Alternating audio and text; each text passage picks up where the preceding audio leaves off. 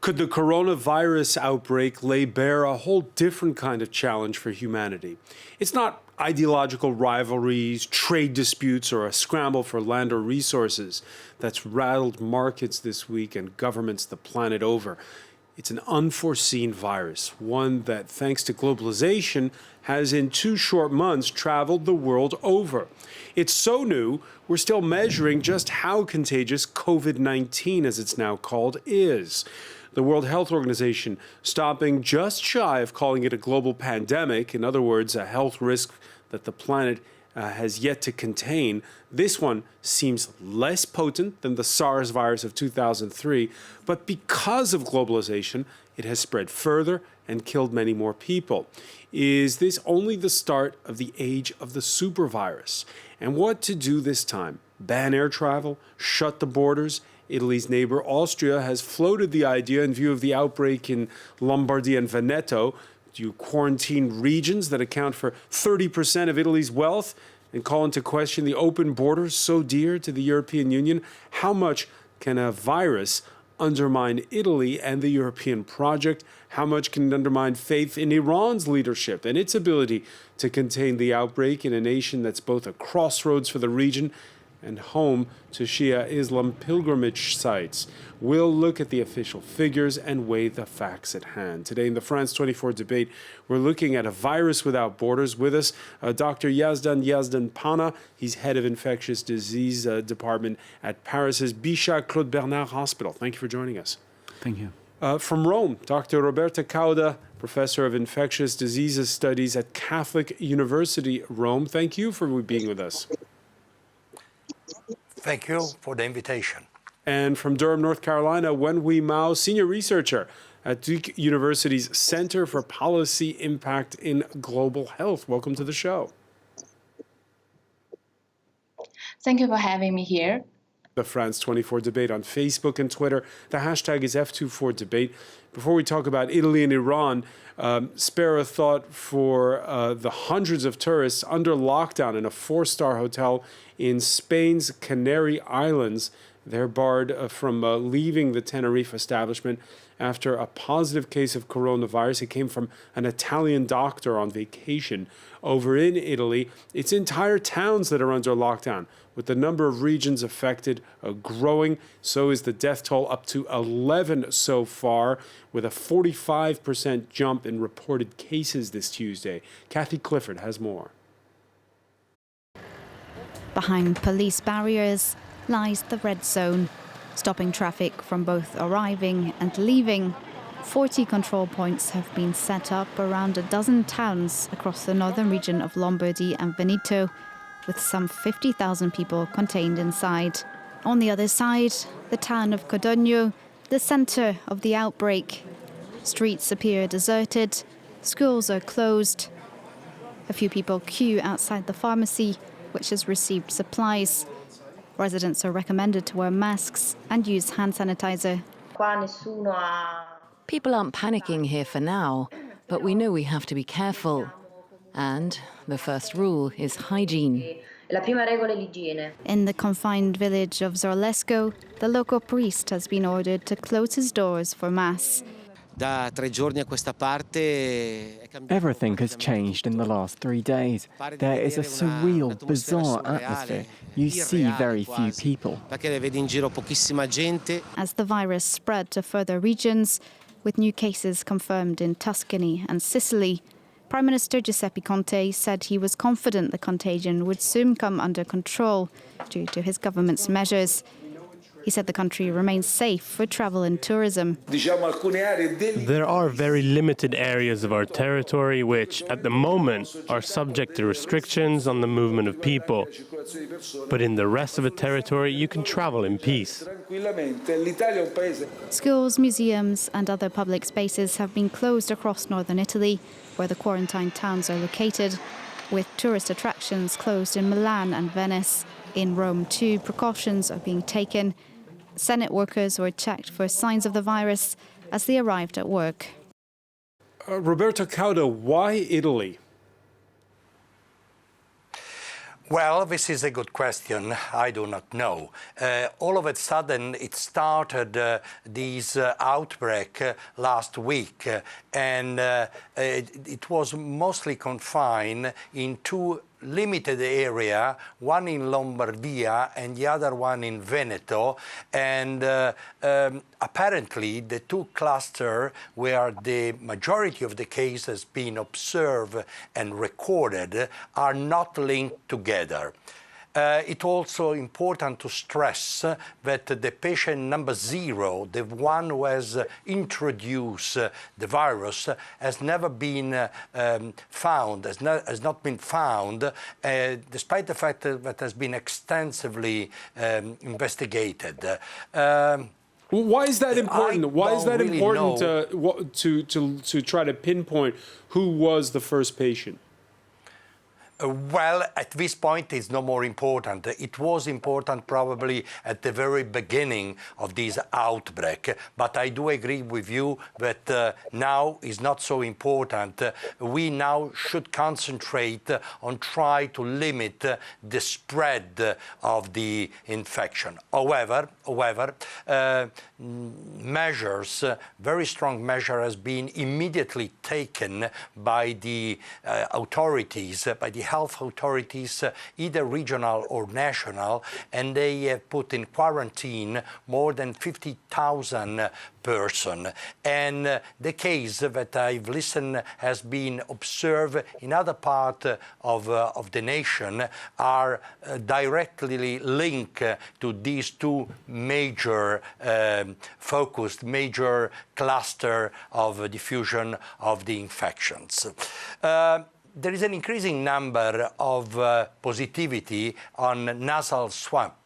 There is a big debate whether or not this increase in the number has been the result of the fact that has been extensively investigated and researched the possible patient. I would not say patient, because in many of the cases these subjects do not complain severe symptoms, but just a mild flu-like symptoms, and sometimes there are asymptomatic. All right, let me put this to Dr. Yazdampana. It's the question, right? The fact that you're getting for this Tuesday alone in Italy a 45% jump in the number of positive cases.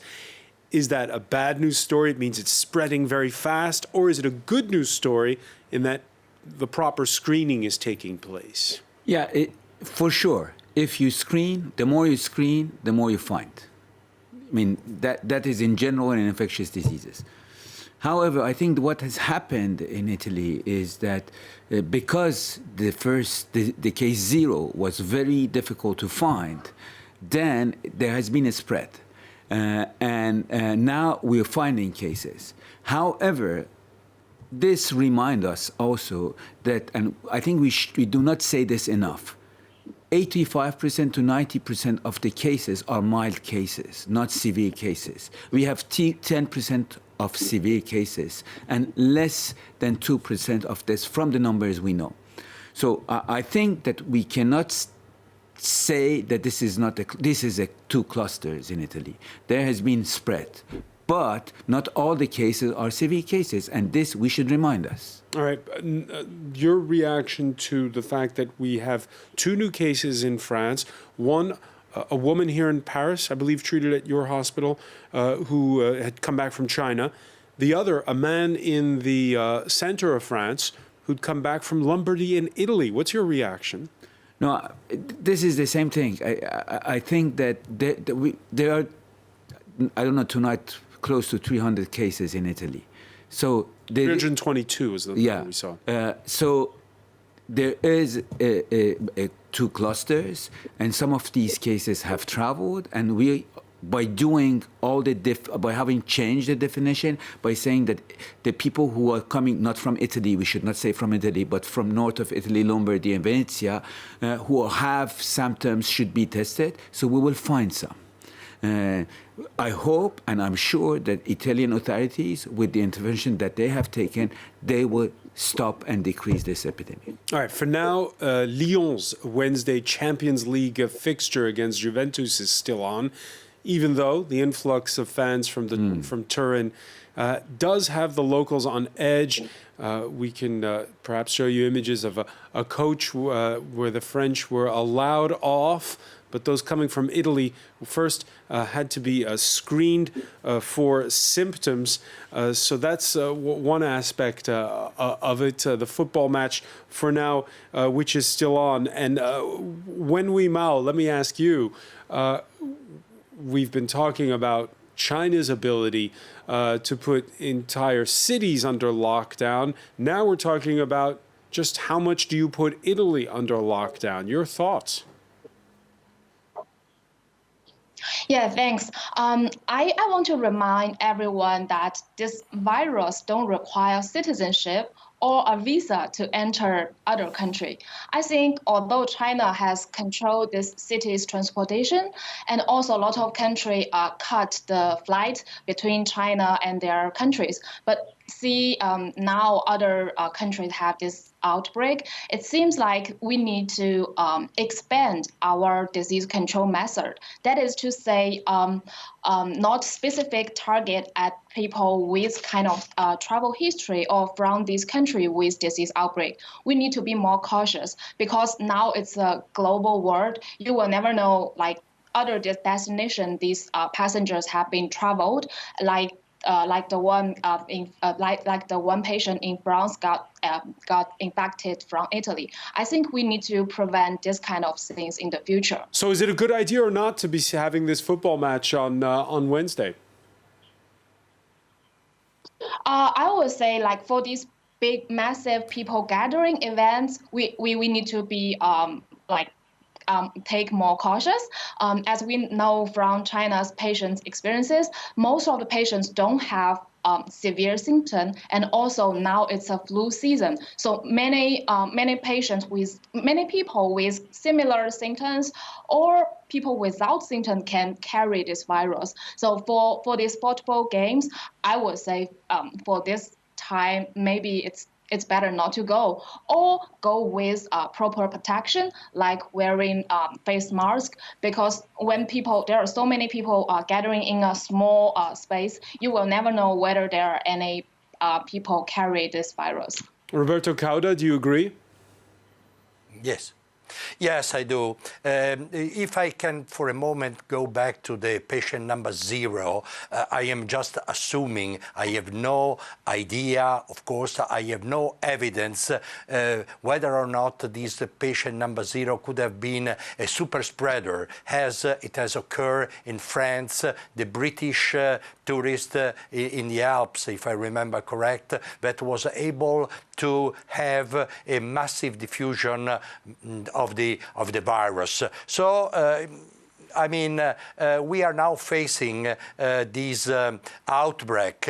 I don't know whether or not how long will last, but I do agree with the colleagues who have said that we will be able in I cannot predict the time, but to end these two outbreaks.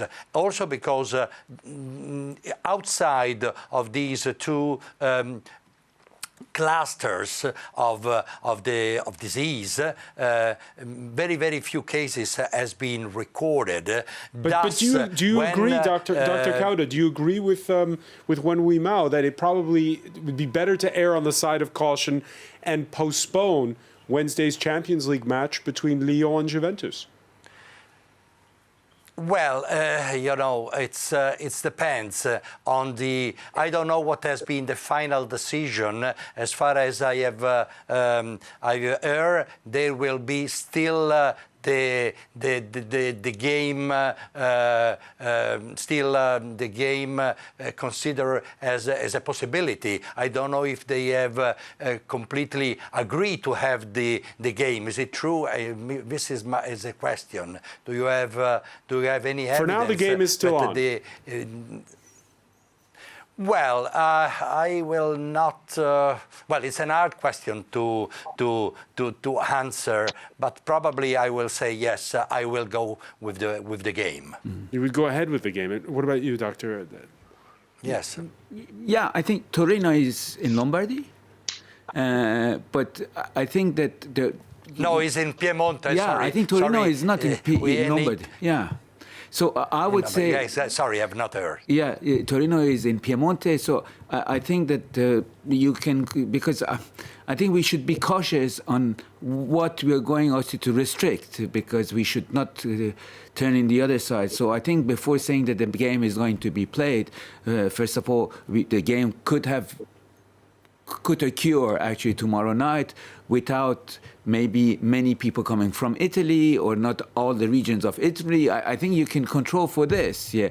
So I will also say, but this is a very difficult question to ask to us. It's more than health. There are many things around this. So yeah, there's many things around it, just as there were at that meeting that took place in the Italian capital earlier, where health ministers from neighboring countries sat down with their Italian hosts. They came out of it putting aside the suggestion, which had been floated over the weekend by Austria, perhaps reinstalling border checks between EU nations. For now, that's off the table. The first and most important point is to keep the borders open. Closing the borders would be a disproportionate and incorrect measure. We have therefore agreed with Italy's neighbouring countries to keep the borders open. So let me ask you about that. Is that, Dr. Yazdanpanah, a medical decision or is that a political decision? No, no. Really, I think that for now, first of all, it's not all Italy. It's two regions in Italy, and even it is some parts of two regions in Italy. Second, scientifically, closing the borders, there are not that much proof that it could work. It may work in some cases, not so. I think even scientifically, and second and third, closing the border had lots of other impacts outside health. They have political impacts, there are social impacts, there are economic impacts, and I think before considering that kind of thing, we should be very careful. You agree, Wenhui Mao? Yeah, I don't want to judge on this policymakers' decision. I just want to share my personal perspective. Unfortunately, I visited Shanghai, China, during the outbreak of this disease. And then I went to some international conference and then come back to US before US banned the Chinese citizen to enter the country. I want to emphasize, like I agree with the opinion that close the border doesn't mean that you will be able to contain the disease. On the contrary, I think even if you decide to close the border, this country still need to follow up with all other passengers to monitor their health status to make sure they don't carry the virus. And also, I agree, it's a global world. Close this border will cause a lot of unexpected factor. Now, people they are working in other countries, they have families. It's really difficult to decide. But I would say, like for countries with vulnerable or relatively weak health system, I would suggest them to take more action to monitor the passengers enter the country and get ready for their health system to prepare the disease and. Yeah. And that's certainly the case for Iran, which we'll talk about when we come back. Stay with us. You're watching the France 24 debate.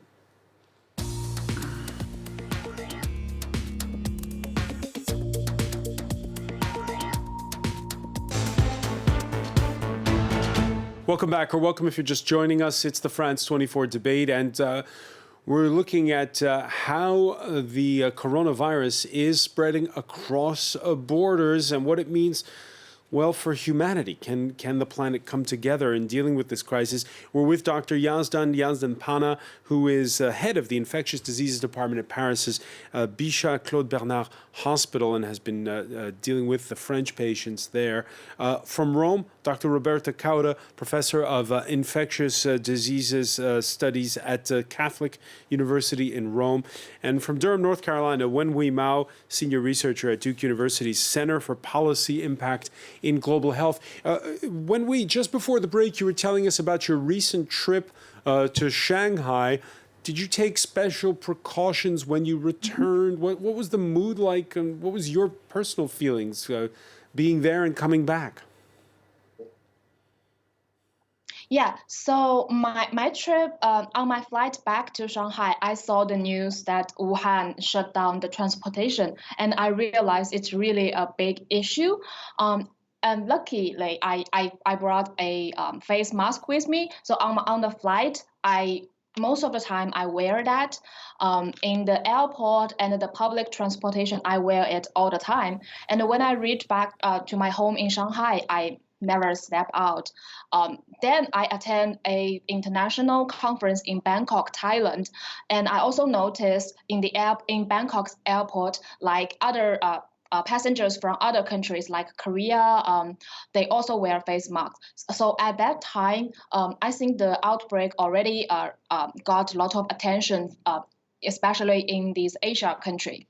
However, when I finished the conference, actually I leave one day earlier than planned because U.S. put another travel ban on Chinese citizens. So I come back to U.S. earlier, but I noticed that except for the passengers on my flight, we are all wearing the face mask. The custom officers, they don't wear that. Some of the staff in airport, they wear the face mask. And when I come back to my university, I think I need to self-isolate it for public health consideration, but actually they told me it's not necessary to do so. Dr. Yazdanpana, what are the precautions that your staff takes when you're dealing with patients?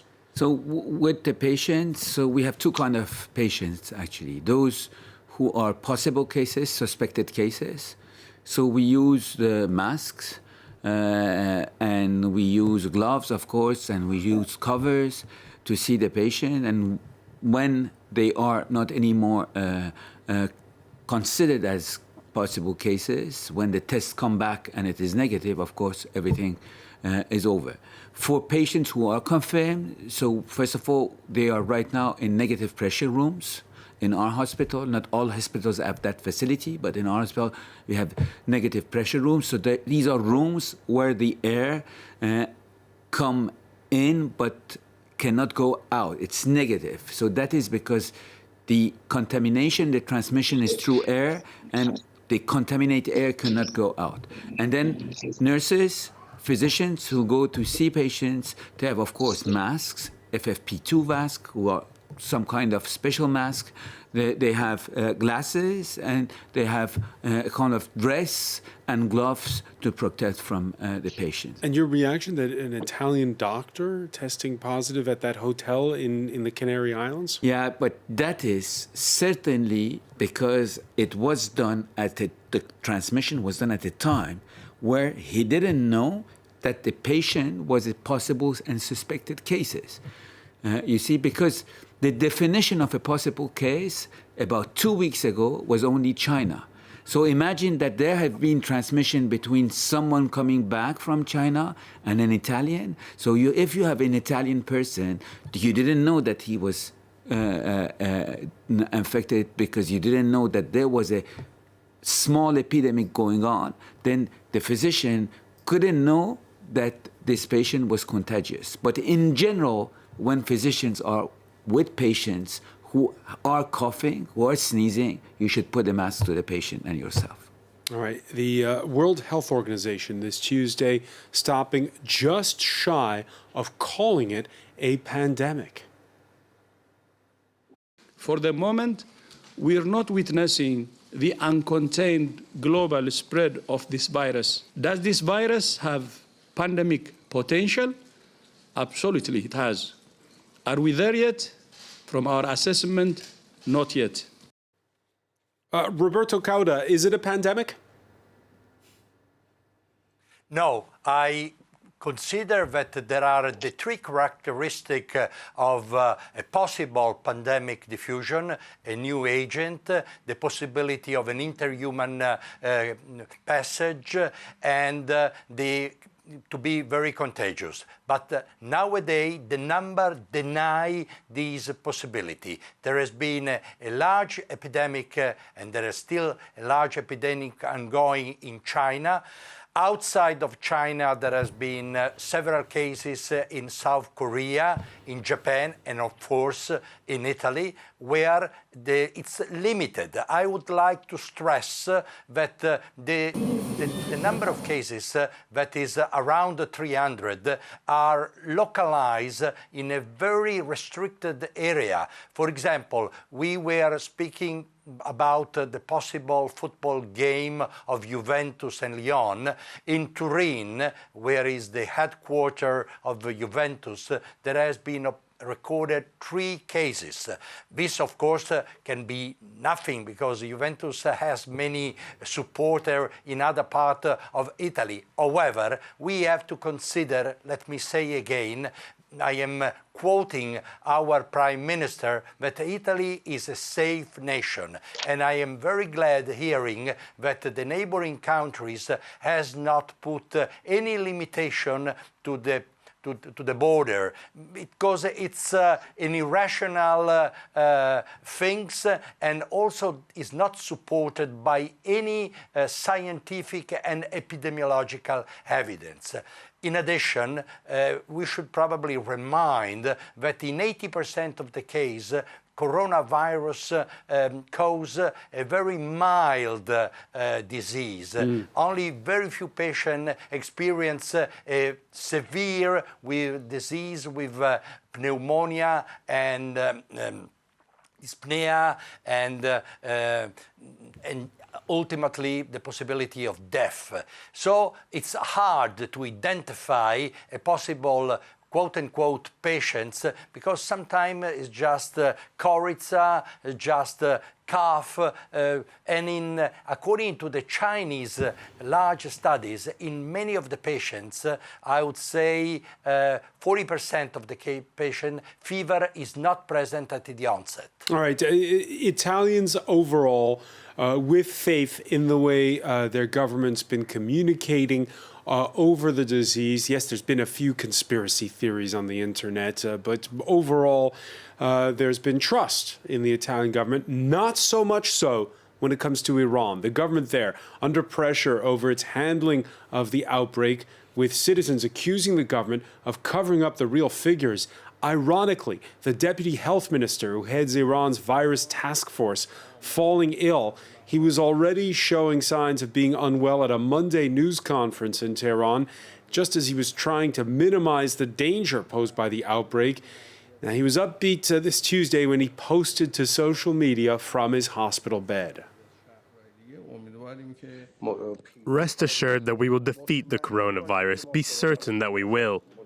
I say this from the bottom of my heart. Take care of yourselves. This virus is a democratic virus. It does not differentiate between the rich and the poor, or officials and non-officials. It can infect anyone. More on Iran in this report by Jean-Emile Jamin. Fears of a cover-up in Iran amidst the spread of the coronavirus. In the holy city of Qom, where the first 2 deaths were announced, one lawmaker accused officials of lying about the death toll, insisting the number of fatalities could be as high as 50. The state TV gives us statistics, but when we go to the hospitals, we see something different. The number of people who died is much higher. The government, meanwhile, refuted the claim, promising future transparency about the disease's spread. I fully reject this report. According to the regulations passed by the government and the National Security Council, no one is qualified to discuss this sort of news at all. We have the information, we perform the tests.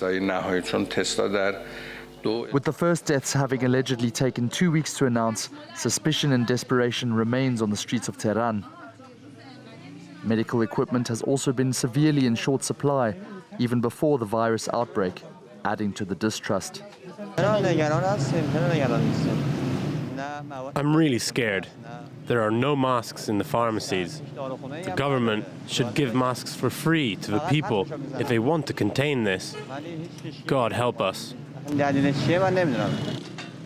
Iran continues to face an uphill battle, with the country's neighbors closing their borders, as well as imposing strict quarantine measures. So here's the difficulty, Dr. Yazdanpana. Officially, 15 or 16 deaths in Iran for 95 positive cases. That's a much higher death toll than elsewhere around the globe. Do you believe the statistics out of Tehran? No, probably there are more cases. The number of cases depend on the diagnostic capacities. I don't personally know the diagnostic capacities in Iran, but it's possible that when you put all the testing capacities in the country, the number of cases may go up. And the United States making political hay, the U.S. Secretary of State accusing Iran of a cover-up here. There is a political context, once again, what with public trust shaken by what happened with the downing of that Ukrainian airliner when it took off from Tehran recently. Yeah, but that I don't know really exactly what is exactly the situation in Iran regarding the number beside what we hear in the media. So I cannot say about that. What do Iranian authorities need to do to regain the trust of citizens? No, I think that currently what is the most important in Iran and in every country is really to increase the testing capacity, because if this disease have symptoms that are quite aspecific, they're not very specific, it's like a flu. So given that we should stop a disease, we should test to see if it's positive, to isolate people, to do what we call contact tracing. So we should do all this. For this, the beginning is the test. You see, we're talking about Italy. We do not find the patient zero. Why the patient zero was important? Because if we have had in the beginning, and I agree that now it's not that important, if in the beginning we have found the patient zero, we could have done a contact tracing and we could have stopped. So I think the most important really is to test, to isolate the patient, and to find the contacts. Wen Mao, your thoughts on how the coronavirus is impacting Iran and faith in Iran's leadership? Yeah, I agree with the previous comment that sometimes the number of new cases are limited by the country's capacity of testing. I also want to suggest that different countries should adapt different diagnosis standard based on their health system. For Iran, maybe right now the most emergent things for them to do is to improve their capacity of testing to control the potential or suspected cases as much as possible. For other countries, maybe minor actions can be taken. In terms of the high mortality rate versus the limited number of new cases reported in Iran, I think the health system matters to the mortality rate. Although most of the cases are reported with like minor symptoms, but remember, currently we don't have specific medicine for this disease. That is to say, a lot of treatment we take is some supportive treatment, like the ICU, give them patient oxygen, something like that. So if Iran's health system is not that ready or don't have this kind of facility, it will lead to higher mortality comparing to China's big study, I believe. Yeah, and right now you have countries like Bahrain and Kuwait and now Oman, which have suspended flights. Bahrain forbidding its citizens from traveling to Iran, as we have seen the first cases, less than 30 so far, in neighboring states. Again, Wen Mao, it's this virus that is proving powerful in disrupting the planet. Yeah.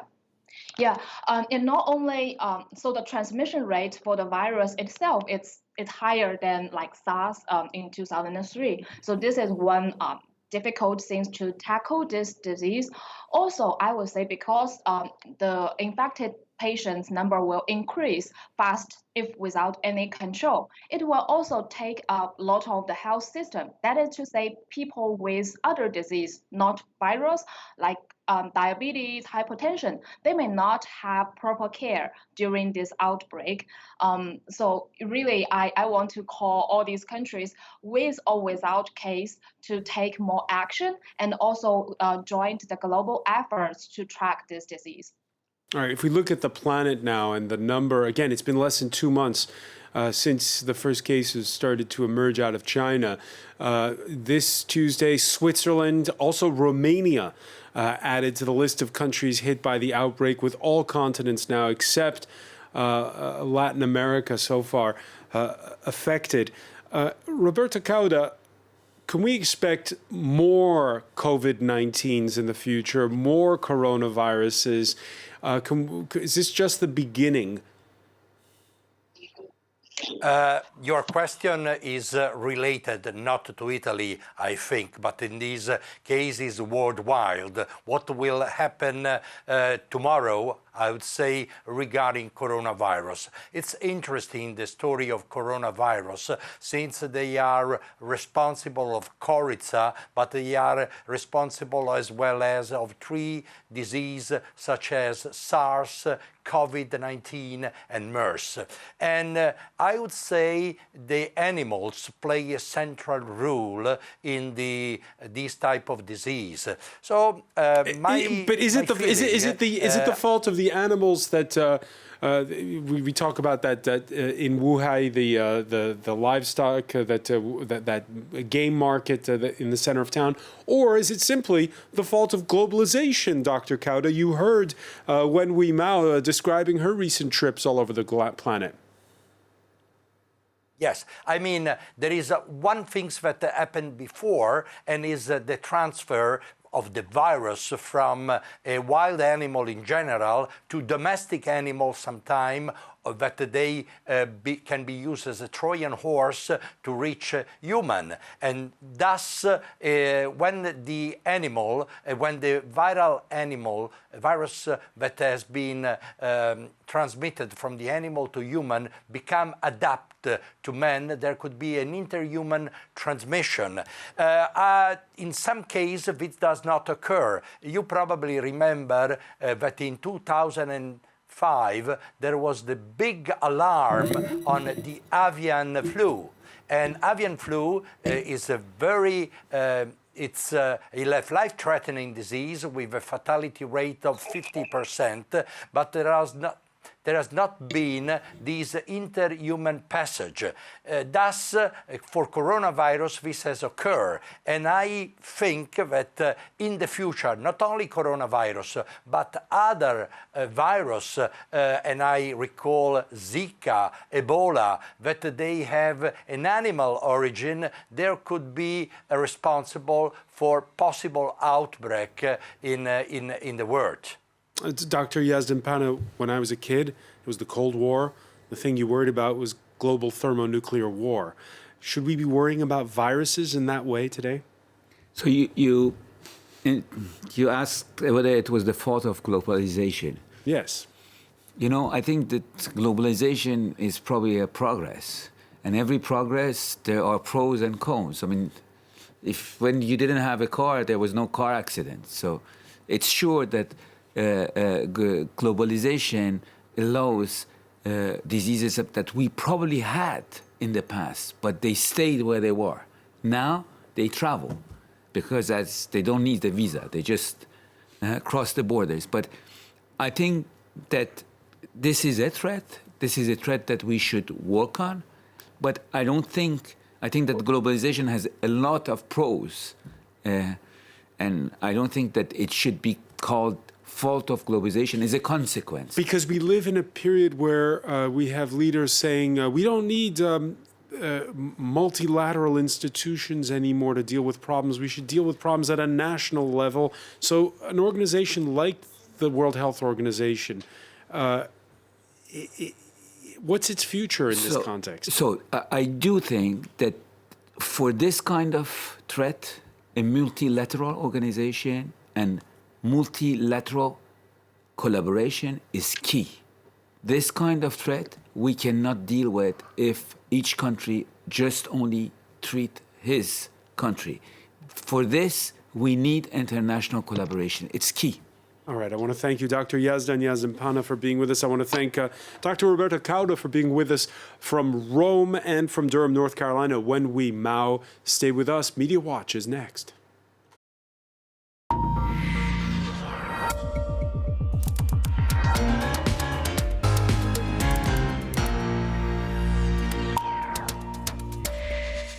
And we say hello to James Creedon. Hi, Francois. So obviously the fear factor is there. The massive wall-to-wall coverage of the story is generating an awful lot of content online. So just to take a look at some of what I came across in the last 24 hours. This is a cartoon by Christian Adams of the London Evening Standard, Tipping Point. And I guess that's what we're hearing, that it could be tipping into something, I suppose we're not supposed to say pandemic, but that's what a lot of people are talking about, figuratively speaking. This is another cartoon by the Iranian cartoonist Tuka Neyestani, and again here you can see that image of the virus sort of being unveiled, or well, it was of course looks like it's being hidden. It was being hidden, but of course now it's somewhat less hidden, with many cases being diagnosed in Iran. And so the final cartoon I'll show you here is by another cartoonist. I suppose the fear that the genie is out of the bottle, so to speak. So that gives a sense of, I think, the tone of a lot of the discussion online.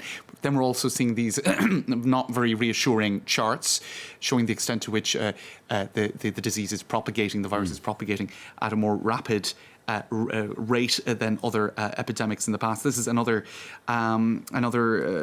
interactive map by the BNO Dutch news agency. So lots of maps like that going up online as well, which I suppose really do contribute to a sense of fear, whether it be merited or not. This is Johns Hopkins on there. They have an interactive map as well here, which actually does look quite scary. That sort of red, massive sort of concentration. And it brings us back to what we were talking about earlier, which is is it a case of there being this out of control spread, right, or a case of it just being better pinpointed and better diagnosed? And I suppose the coverage factor then is a big part of that. And I'll get to some news alerts in a moment. But this is not very reassuring, Francois. This is Ken Cuccinelli, Acting Deputy Secretary of the DHS and a member of Trump's coronavirus task force, wondering if that interactive map is working for other people, or is it just for him it's not working, the map I just showed you. So it doesn't give you people a sense that things are very, people are kind of on top of what's happening. This is also something that has not reassured an American audience. Trump said we're very close to a vaccine for the coronavirus, but actually he was speaking about Ebola, and experts say coronavirus vaccine is about a year away. Kind of maybe better to focus your talking points on the preoccupying virus of the minute. Other factors going up online, a lot of people concerned about the extent to which Italy has flights coming in, flights going out, despite an increasing number of cases being diagnosed. So there is a lot of fear about the fact that it could be spreading because of the amount of people travelling in and out. Now, this is Dr. Dina Grayson, self-proclaimed liberal, on social media and with a big Twitter following. She's been saying that she's been warning of a possible pandemic for a long time. It's not a question of whether it will happen, of if it will happen, but when it will happen. And so there's people like that with expertise taking to social media and really saying that, kind of hammering home that message that this could be the first true pandemic fitting that fits the disease X category. This was a term coined by the World Health Organization at some point. Now, I mean, I'm not denying that what she's saying could be true, but I suppose the amount of voices that are chiming in behind that does create a general fear factor. Images such as this as well, I suppose, a chicken and egg. Is this creating fear, or is it as a result of the fear? A bit of both. This is in Daegu in South Korea, not a very high resolution image there, but you have a massive, absolutely enormous queue of people trying to queue up to buy face masks. So images of that going up online as well. And this, I mean, this is a case of fiction being a lot stranger than truth.